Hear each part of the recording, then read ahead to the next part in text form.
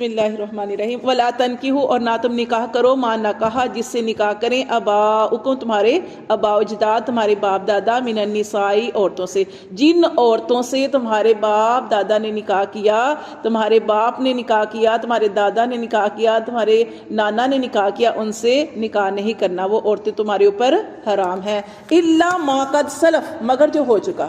جیسے میں نے آپ کو کل بھی سبق کے اندر بتایا تھا کہ کیا کرتا تھا ستیلا بیٹا کہ ماں سے تعلق قائم کر لیتا تھا، تو اللہ تعالیٰ نے اس چیز سے منع فرمایا۔ اللہ فرماتے ہیں کہ یہ زنا سے بھی بڑا گناہ ہے۔ اللہ نے فرمایا انہ کان فاحشۃ و مقتا، بے شک یہ ہے بہت بڑی فحاشی و مقتا، اور بڑی اللہ کے ہاں غضب والی بات کہ اپنے باپ کی بیوہ سے، اپنے باپ کی بیوی سے شادی کرنا۔ بیٹا اپنے باپ کی بیوہ سے شادی کر لے کہ اور یا اسی طرح اپنی نانی سے شادی کر لے، دادی سے شادی کر لے، یہ اللہ نے فرمایا کہ بڑی فحاشی اور بڑی غضب کی راہ ہے۔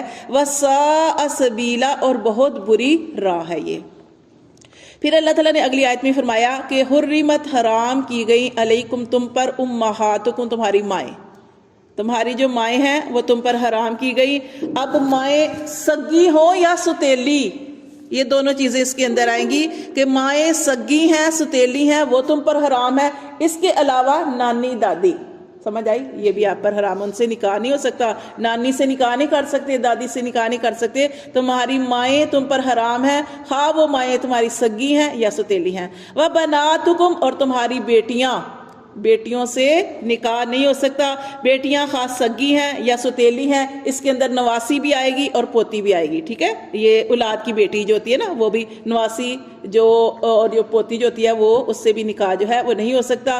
پھر آگے اللہ تعالیٰ نے فرمایا وَأَخَوَاتُكُمْ، اور تمہاری بہنیں، بہنوں سے، آپ ٹھیک ہے نا، آپ سارے جانتے ہیں کہ بہنوں سے نکاح نہیں ہو سکتا، بہنیں جو ہیں خواہ وہ سگی ہوں یا ستیلی ہوں یا پھر وہ زنا سے ہوئی ہوں۔ زنا سے کیا مطلب، سمجھ آئی نا، کیونکہ زنا سے جو پیدا ہوئی ہیں یعنی بغیر نکاح کے جو پیدا ہوئی ہیں وہ بھی حرام ہے، تو ان سے نکاح نہیں کر سکتے۔ آگے فرمایا وَأَمَّاتُكُمْ، اور تمہاری پھوپھیاں، پھوپھیاں کسے کہتے ہیں؟ باپ کی بہنوں کو، تو یہ پھوپھیاں جو ہیں ان کے ساتھ بھی نکاح جو ہے وہ نہیں ہو سکتا۔ اس کے علاوہ وَخَالَاتُكُمْ، اور تمہاری خالائیں، خالہ سے جو خالہ ہوتی ہے اس سے نکاح نہیں ہو سکتا۔ وَبَنَاتُ الْأَخِي، اور بناتو بیٹی، اخی بھائی کی، بھائی کی جو بیٹی ہوتی ہے یعنی بھائی کی بیٹیاں ہوتی ہیں وہ بھتیجیاں، ان سے نکاح نہیں ہو سکتا۔ وبنات الاختی، اور بہن کی بیٹیاں، بانجیاں، جو بانجیاں ہیں ان سے بھی نکاح جو ہے وہ نہیں ہو سکتا۔ اس میں وہی چیزیں آئیں گی کہ پھپھیاں سگی ہیں ستیلی ہیں، ان سے نکاح نہیں ہو سکتا، خالائیں جو ہیں سگی ہیں ستیلی ہیں ان سے نکاح نہیں ہو سکتا، اور اس کے علاوہ بہن کی بیٹیاں اور بھائی کی بیٹیاں جو ہے جیسے ہم پاڑیاں بھتیجیاں اور بانجیاں وغیرہ ان سے نکاح نہیں ہو سکتا۔ وَأُمَّهَاتُكُمُ اللَّاتِي، اور تمہاری وہ مائیں، أَرْضَعْنَكُمْ، کہ جنہوں نے تمہیں دودھ پلایا ہو، رضائی میں نے جو مائیں ہوتی ہیں۔ تو اس کے بارے میں آپ کو بتانا تھا کہ حرمت کے 3 اسباب ہوتے ہیں۔ حرمت کب لازم ہوتی ہے، واجب ہوتی ہے؟ حرمت کے 3 اسباب ہوتے ہیں۔ ایک ہوتا ہے نسب سے، ٹھیک ہے، نسب سے، سمجھ آئیے آپ کو، نسبی۔ ایک ہوتے ہیں رضاعت سے، جو نسب سے ہوتے ہیں نا رشتے، وہی رضاعت سے بھی ہو جاتے ہیں۔ رضاعت کیا ہوتا ہے؟ دودھ پلانے سے۔ جیسے کسی عورت نے کسی کو دودھ پلایا، تو جس عورت نے دودھ پلایا وہ اب اس کی ماں ہو جائے گی، اس کے بچے اس کے بہن بھائی ہو جائیں گے، تو اس کی جو خالہ، ماں کی جو بہن ہوگی خالہ، اسی طرح جیسے ہم نے پڑھا نا یہ نسب کے رشتے، اسی طرح رضاعت کے رشتے ہو جاتے ہیں۔ اور اسی طرح ہوتا ہے، ایک ہوتا ہے مصاہرت، یہ ابھی آپ کو 3 چیزیں آپ بتاؤں گی۔ حرمت کے 3 اسباب ہیں، آپ نے یہ یاد رکھنا ہے۔ ایک ہوتا ہے نسب سے حرمت ہوتی ہے، ایک ہوتی ہے رضاعت سے، اور ایک ہوتی ہے مصاہرت سے بھی کچھ رشتے جو ہیں وہ حرمت پہ آ جاتے ہیں، وہ آپ کو انشاءاللہ بتاتی ہوں۔ تو یہ دیکھیں یہاں پہ بتایا گیا ہے کہ وَأُمَّهَاتُكُمُ اللَّاتِي، اور تمہاری وہ مائیں، کون سی مائیں؟ أَرْضَعْنَكُمْ، جنہوں نے تمہیں دودھ پلایا، وہ بھی تمہاری مائیں ہیں۔ تو یہ کون سا رشتہ ہو گیا؟ رضاعت کا۔ جیسے نسب سے رشتے حرمت میں آ جاتے ہیں، اسی طرح رضاعت سے بھی وہی رشتہ جو ہے وہ لاگو ہو جاتا ہے۔ اللہ تعالیٰ نے فرمایا وَأَخَوَاتُكُمْ، اور تمہاری بہنیں، کون سی بہنیں؟ مِنَ الرَّضَاعَةِ، دودھ شریک۔ اب سمجھ آ گئی کہ جو دودھ شریک بہنیں ہیں ان سے بھی تم نکاح جو ہے وہ نہیں کر سکتے، رضائی بہنیں، ٹھیک ہے.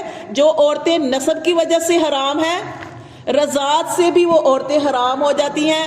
رضائی ماں، رضائی بیٹی، رضائی بہن، رضائی پھوپھی، رضائی خالہ، بھتیجی، بانجی، یہ ساری چیزیں. یہ اگر آپ گھر جا کے اس کو سبق کو پڑھیں گے نا، آپ کو 2-3 دفعہ پڑھیں گے تو سمجھ آ جائے گی. ٹھیک ہے. اللہ تعالیٰ نے فرمایا کہ تمہاری دودھ شریک بہنیں، وَأُمَّهَاتُ نِسَائِكُمْ، اور مائیں، امہات کہتے ہیں مائیں، نسائکم تمہاری عورتوں کی. عورتوں کی ماں کو کیا کہتے ہیں؟ ساس. ہاں تو وہی نا. وَأُمَّهَاتُ نِسَائِكُمْ، اور جو ساس ہوتی ہے وہ بھی ماں کے زمرے میں آتی ہے، اس سے بھی نکاح نہیں ہو سکتا، ساس سے نکاح نہیں ہو سکتا. پھر آگے دیکھیں، وَرَبَائِبُكُمُ اللَّاتِي، اور تمہاری وہ بیٹیاں، ایک تو ہوتی ہے نا سلبی بیٹیاں یعنی نسب سے بیٹیاں، ایک ہوتی ہے رضائی. ہاں. تو اللہ فرماتے ہیں وَرَبَائِبُكُمُ اللَّاتِي، رضائی بھی نہیں، وَرَبَائِبُكُمُ اللَّاتِي، تمہاری وہ بیٹیاں، فِي حُجُورِكُمْ، جو تمہاری گود میں ہے، گود میں پرورش میں ہے. عورت کی بیٹیاں، جیسے کسی سے شادی ہوئی تو وہ عورت کا پہلی نکاح کہیں ہو چکا تھا، وہاں پہ اس کی اولاد تھی، بیٹی تھی، وہ بیٹی ساتھ لے آئی. اب وہ جو بیٹی ہے اس سے بھی نکاح نہیں ہو سکتا. اللہ تعالیٰ نے کیا فرمایا کہ وہ امہات نسائکم، اور مائیں تمہاری عورتوں کی، ان سے یعنی ساسوں سے نکاح نہیں ہو سکتا.